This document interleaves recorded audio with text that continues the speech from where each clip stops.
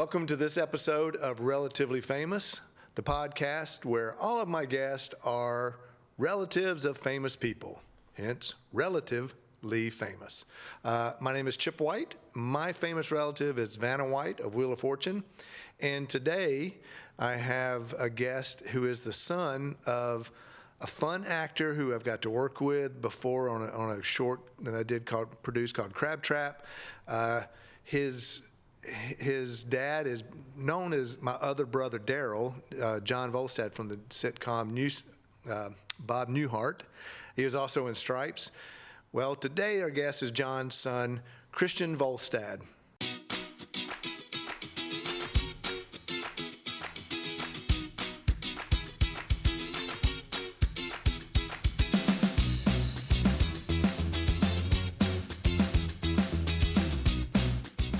Relatively Famous podcast with Chip White.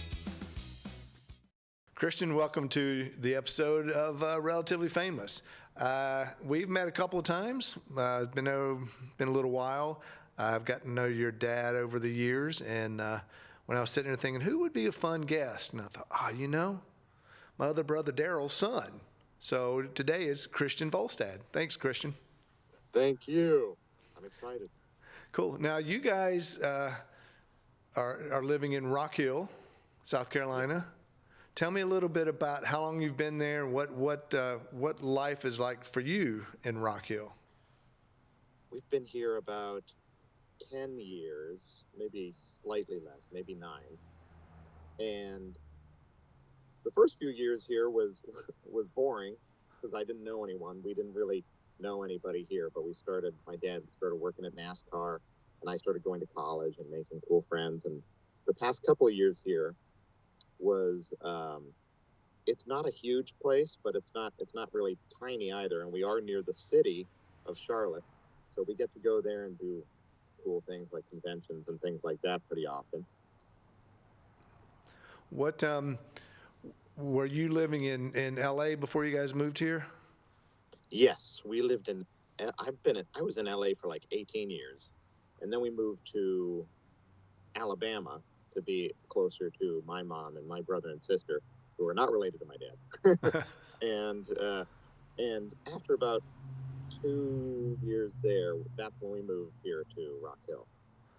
So what was it like in Hollywood for you? And we'll just kind of talk a little bit the relationship with your dad and him being a celebrity and stuff. What was it like for you in Hollywood? Because you were much younger, kind of your first 18 years. What was it like for you?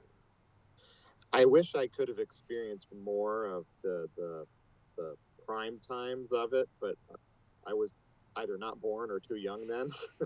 But I got to go on some cool sets back in the 90s, and I got to go on the set of Seinfeld one time, and I remember meeting some of them, and that was really fun. And then later on, I have some great memories of my dad and I just visiting some of the studios like Paramount and just walking around and exploring and just meeting people and talking and just going on sets. Usually the sets it was on a weekend, so they were abandoned at the time or not being used. And I remember pretty fondly going on the set of Star Trek Nemesis. And it was just so cool seeing all these cool, like, sci-fi torture devices and things like that. And I got to go to a couple of cool premieres when I was there and just meeting some really fun people. So funny you were talking about Star Trek, because I know that you're a big comic book fan. You're an artist. Tell me some about tell our audience too, about your art, what you like to do, what kind of art it is, and then we'll go into the comic book. Because as you can see, my studio is a comic book store. I know. That's very cool. I wish my voiceover booth was had more comic book stuff in it or was bigger. But my art is I've always primarily done pencil-based art, like sketching, and I tend to, one of my favorite mediums is watercolor pencils that you would draw with, which takes advantage of my pencil drawing skills, and then you would go over it with a water brush, which is like an old-fashioned pen but filled with water instead of ink. And it kind of gives a look of both something that was drawn, but then it has portions of it that are like blended in with water and are smoothed out. And I've always loved creating things using that technique, but most of the things that I always focused on creating were like sci-fi things and monsters and things like that. I've always really loved the classic monsters, like the Universal monsters. So if someone wanted to see some of your art, we might cut a piece or two in, but if someone wanted to see some of your art or possibly buy some of your art, how could they get in contact with you about that? Sure. I don't have really a website at the moment. I probably need to make one. But currently, I've just always been using my Instagram to meet people, and I believe it is my first name, Christiaan, Christiaan, and then it's the underscore Voldemort instead of Voldstad. Okay. Cool. Now, what brought your love to comic books and monsters and sci-fi? Because my other brother Darrell was not a very sci-fi character. No, but my dad was like when not doing the other brother Darrell stuff, because he was on Leprechaun, the first Leprechaun movie. He got killed and pogo stick to death and had his kneecap bitten off, which was always very funny. And I always laughed at it because it sounded like he was laughing instead of screaming. And so that was something that he showed me when I was way too young to be watching it. And he ended up showing me a lot of scary movies and scary sci-fi shows that I probably shouldn't have been watching at the time, but I did anyway. And it kind of influenced me and sparked my love for scary stuff and horror movies. And one of the very first ones that he ever watched with me was The Lost Boys. And to this day, it's still like probably my favorite horror movie of all time. And with the comics, when I was a kid, I didn't really read many comics, but I loved collecting toys, and I loved like superhero toys like the classic Spider-Man, and I think the 1989 Batman movie. I would always ask my dad to put it on a loop for me, pretty much, and we would just watch it over and over and over again. What are some of the things that you enjoy? I know that you said you went to college. What's your major? Kind of give us a chance to hear who Christiaan Voldstad is. Sure. Well, at college, at first I had really, really bad anxiety growing up and was extremely shy. And I had always wanted to get into acting like my dad had and do things in film. But when we lived in Los Angeles, I was way too nervous and way too shy to do it. I would panic that I was going to throw up in front of everyone as soon as I'd walk into a room that had more than like 3 people in it. And so I could never do it. And then when we moved here, it was still very, very difficult for me. But I went to the college here and I kind of took one course at a time to kind of build up to it. And eventually I started taking just bigger classes. And I remember there was a life-changing experience that happened where this one week of several years ago, something just clicked, and I felt this urge to go and be a part of more filmmaking type of things. And even though I was nervous, I still wasn't as nervous to go up in front of people as I would have been before. And so I started doing that, and I started taking television production courses at the school that I was at. And that eventually led me into the news industry at WBTV in Charlotte. And I stayed there for about 3 years as a director. Okay. So, anxiety. Yeah. I mean, I know a lot of people can relate to it. I have it. For me, it's not so much the anxiety as the imposter syndrome. You know, I keep waiting for some people going, "You really don't know what you're doing, do you?" You know, even though I've been doing it for 30-something years. How did that affect you growing up? Because you sound like you had it pretty extreme. Tell us a little bit about that, because I think there's probably people can relate to that. For sure. I've always wanted to use it to try and help people someday and things like that. And because I had it really, really, really, really bad. affected every aspect of my life pretty much. I had trouble going to restaurants. I had trouble making friends. I had trouble going to the movies. It was always really difficult for me. Just, I think I even felt like probably the first signs of depression and things like that when I was like maybe 9, which was, I remember the exact moment I started feeling it, and I was like, what is that?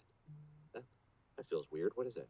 And, and and I never liked that ever since then, but I still get that same feeling. That was just the beginning of it. But when I was a little kid, it was weird because I wasn't as anxious as I ended up becoming later on in my life. When I was a little kid, I was more outgoing and things like that. And I don't know what happened, if there was like a pattern of things or what. But once I hit my teenage years, that was when I just kind of, and I just ended up I was homeschooled by that point, because I was just like, if I had to go into a class with tons of students, I would just like shut down and just not be able to do anything. And it carried on into like my 20s, and it wasn't until I was like 25 when I started that college that I finally started getting out of that a bit. But it was still very, very difficult. Like some of the things that I would experience if I was going into a movie theater, for example, I would always have to sit on the aisle seat, because in my head, I would just like imagine myself, oh my gosh, I feel trapped around all these people. What do I do if I get sick or something in the middle of the theater? Everyone's going to be staring at me. And it was just like a panicking. It was like a panic disorder, I believe is what it was called. And that was terrible. How did your dad kind of deal with that? I mean, your dad's very outgoing. He's an actor. He's been Yeah. on a popular television show. How did that affect your relationship?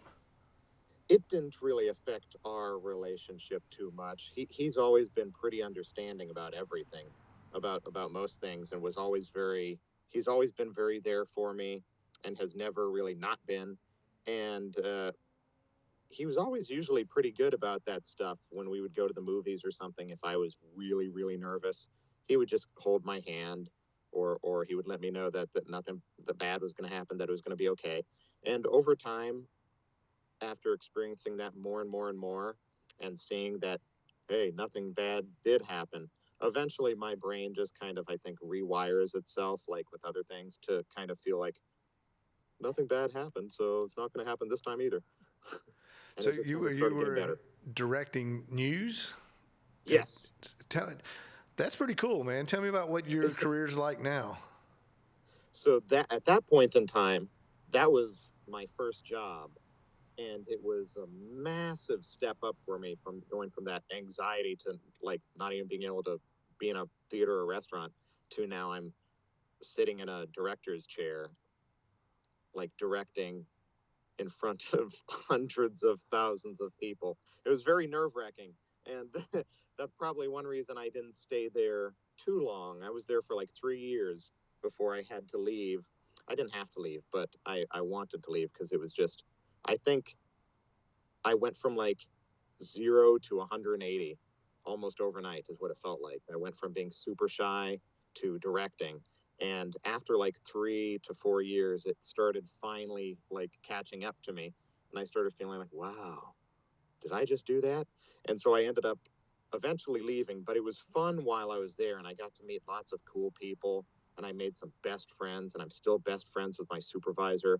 And after that, I just started doing some other things, and just like random jobs that weren't as stressful or as like complex or nerve wracking, like going to customer support and that type of stuff, instead of directing in front of hundreds of thousands of people. And currently, I don't have I'm not doing a typical job. Currently, I'm doing the whole DoorDash thing, and like odd jobs for like being a PA, for example. And the other day last week, I was an extra on a film that was filming here. And I've been doing those things lately, because I've decided I really, really wanted to pursue film and acting and voice work and things like that more than anything else. So I've just been trying to do that. while doing things like DoorDash that give me more time. Hey, did I get it? I work part-time as a cashier at a grocery store, and Yeah. you got to do what you got to do. Speaking of voiceover, I noticed your soundproofing on the wall and your mic. You're in your voiceover booth. What aspirations in voiceover do you hope to go for? Are you looking for cartoons? Do you have comic voices you like to do? Or are you looking to do more corporate type of really serious stuff? I mean, what's your voiceover aspiration? For me, and this is my closet, which has ended up being one of the best voiceover booths a person can have. So if anyone's watching that that wants to go into voiceover, I recommend your closet. And but for me, I feel like unfortunately commercials and things like that and the more business related stuff seems to be the stuff that comes first. It just seems to be the stuff that is more abundant and that gets people in. It's not what I want to do though. I prefer for sure 100%. I prefer cartoons and like the animation voices and voices for video games and voices for like anime and things like that. That's the stuff that I would love to do. But currently it has to be more focused on the commercial side of things until you start like getting your foot in the door and doing more and more and more. But someday I would love to do cartoons. Does your dad give you advice on acting? Like I said, you're just kind of picking that back up. Does he give you tips on being on set? Does he kind of encourage you to, hey, write your own cartoon? He does. So in with writing and drawing my own cartoons, I've thought about doing that, but it's kind of a pain in the butt to make it all yourself. So I've been mostly auditioning.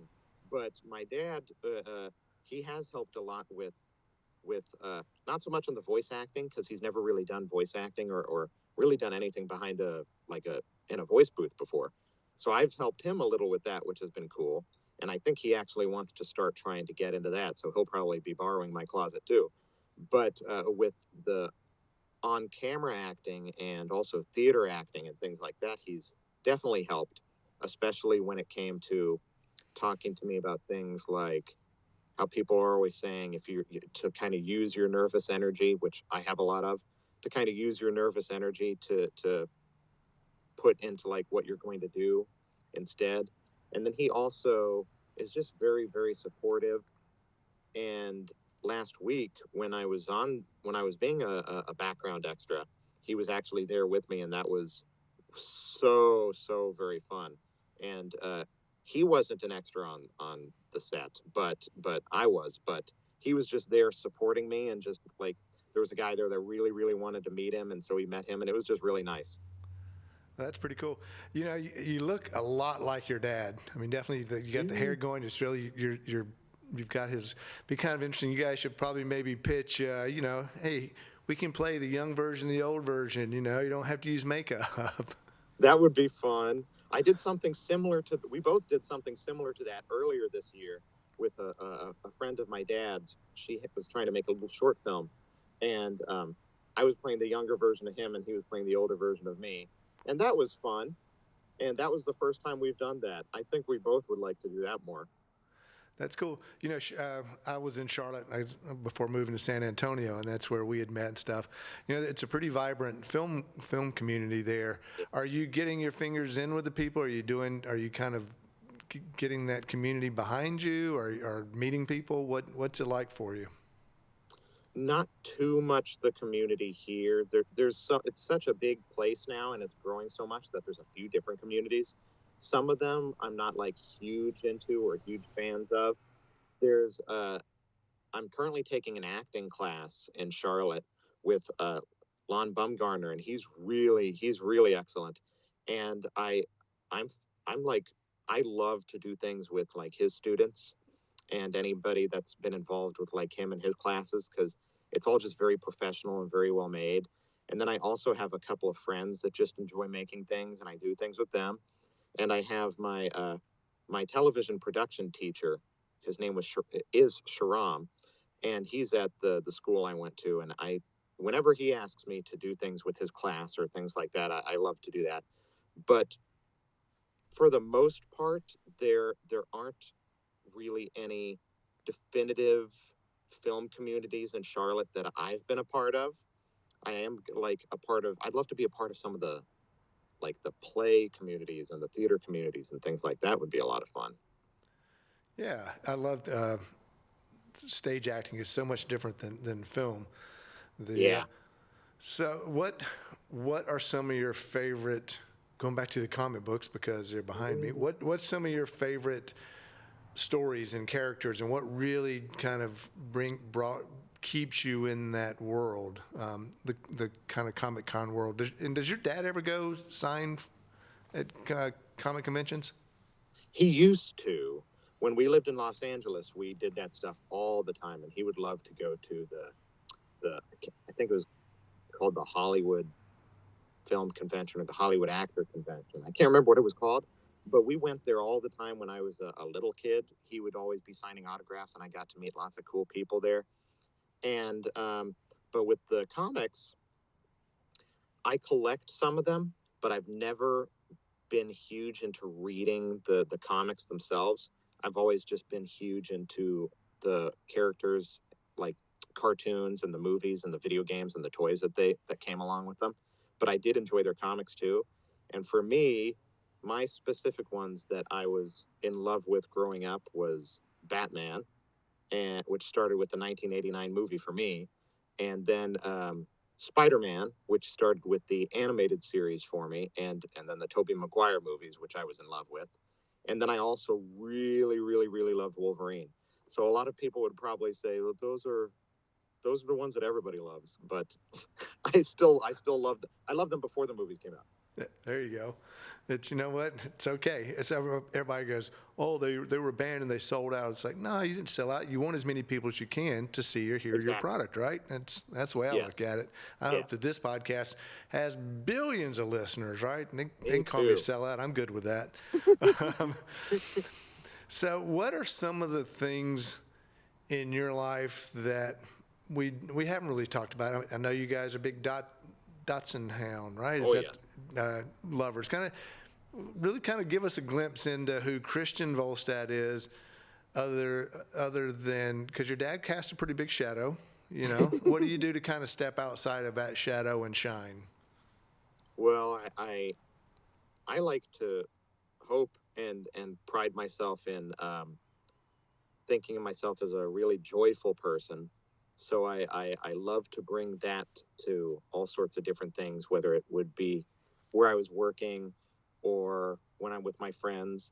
I act very, very silly and very goofy, and I love doing all these different types of voices and impressions around all these different types of people and things like that. And it just makes me feel better to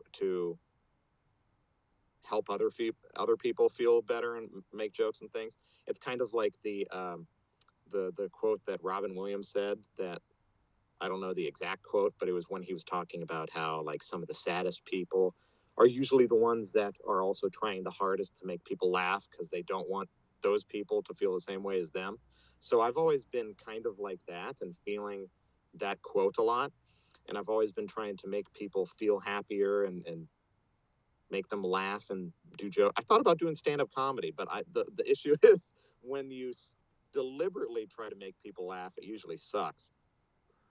Yeah, you know, what's funny is when I moved out to LA, I think it was my second time, I had thought about the same things. Like, you know, I've been doing these, emceeing these short, wet T-shirt and bikini contests at this country western bar in North Myrtle Beach. And, you know, when you're on, man, and people are laughing, it's the greatest thing in the world.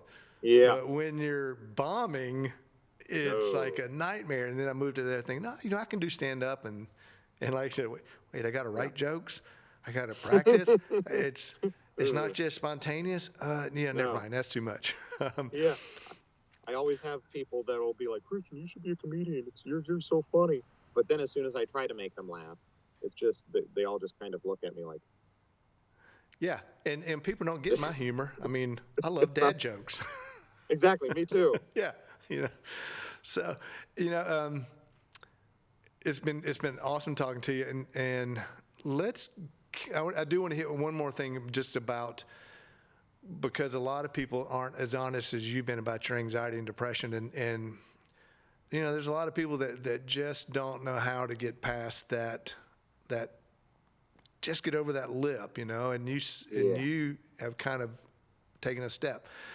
Tell our viewers and listeners about that. Just maybe, like you said, you want to help someone, this could be the moment. What worked for you? The biggest thing that worked for me, there's a few things. My dad and I and my grandma, all of us we're really big believers in God and in Jesus and everything, and we go to church every Sundays and things like that. And that was the biggest thing that helped me, because at that time in my life I was I was having like existential crisis and things like that all the time, and that was awful, and I would not wish that on anyone. But kind of one of the really, really big things that helped me was to come to the realization of just believing and knowing something is true, whether that be that just like knowing and trusting that you'll be okay, instead of going off of feelings. Because I feel like our feelings and our hearts can be very deceptive and can end up hurting us, especially if you overthink like I do. And so if you go based off feelings, you can end up being convinced that all sorts of things are real. You could be convinced, oh no, I'm dying because I feel an itch in my leg, and all sorts of things like that. But if you just kind of hammer home that, like, the truth of like what like hammer home, no, that's just a spider bit my leg. I'm not actually going to die from it. It really drives the anxiety away, I think, and that has always helped me a ton. Is just going off what you know to be true and not your feelings. It's great advice. A couple more questions, and because I don't want to try to keep these 30 minutes or so that so if they're fun, we can always invite the guests back, right? Yes. What is your favorite or most memorable Hollywood moment with your dad? Like you met someone or you went to something. What is dude, when someone says that, you go, this is what reminds me, this is the coolest thing about being with my dad. Does that make sense? Yes. I had a few. I had the biggest one, I think, that I remember is the one I mentioned earlier about going on the different Paramount sets and the different studios in general. Like I got to go to Nickelodeon one time, and that was really cool because I had a crush on Amanda Bynes, and I tried to meet Amanda Bynes, and it didn't happen. But it was still fun going there. And then, but seeing the set for that Star Trek Nemesis was just really cool to me because I loved Star Trek: The Next Generation, and I loved like Patrick Stewart and everybody. And that was just really cool seeing all the props and everything there. And the other cool thing, I'm trying to think of specific ones. I got to meet Gerard Butler one time when I went to it was a premiere, and I went with my dad, and that was a ton of fun. That was really cool meeting him. And I think the biggest that was just really enjoyable to me was we got to hang out with Doug Jones, who plays monsters and all sorts of different things and aliens and all of that and all sorts of things. He played the Fishman and Hellboy, Abe Sapien, and tons of characters. And he was in some of my favorite movies, and I didn't even realize it because he had so much makeup on, like Hocus Pocus, which I love. And we all got to have dinner with him one night, and I think that's something that I will never forget. Oh, that's cool, man. I love those memories like that. Yeah. Before I ask the last question, here's a note. I don't know if your dad knows this story or not, but your dad was in Stripes. Mm-hmm. My sister's roommate back in the day was one of the mud wrestlers in Stripes. Oh. Susan Mashner. So your dad and I've had a connection way back. That's so cool. Yeah, it's pretty wild. The last thing I like to do is kind of a question I try to kind of wrap up with is, what is the one question that I did not ask, or the one thing you really want people to know that you really want to share?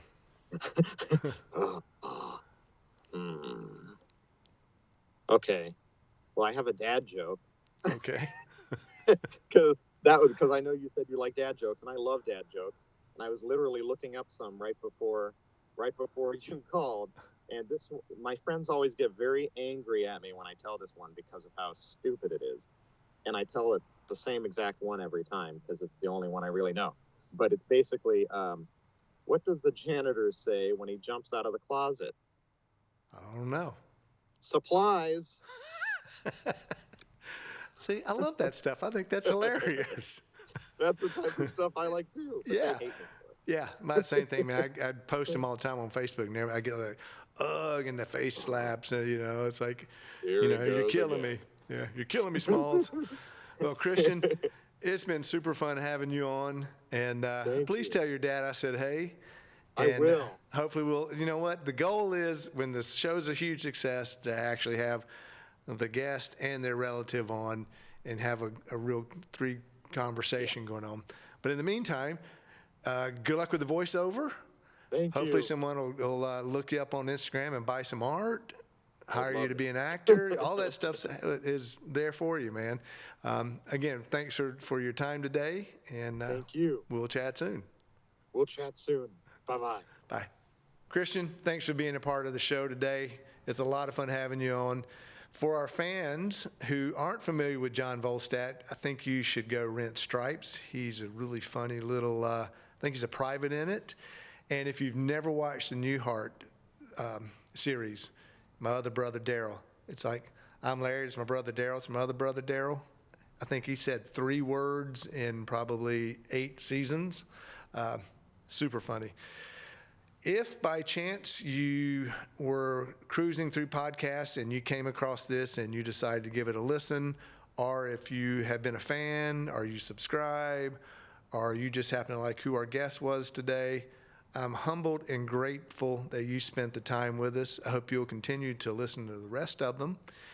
And if you are famous, or you are related to someone famous, or you know someone related to someone famous, let us know. We're always looking for some cool guests. I'd like to thank our partner, Nelco Media, for making this happen. Again, otherwise I'm at home going, wish I had a podcast. It's just so much fun. I love doing these. Thank you for your time, and join us anytime you want to click, stream, follow, whatever. You've been listening to Relatively Famous with Chip White.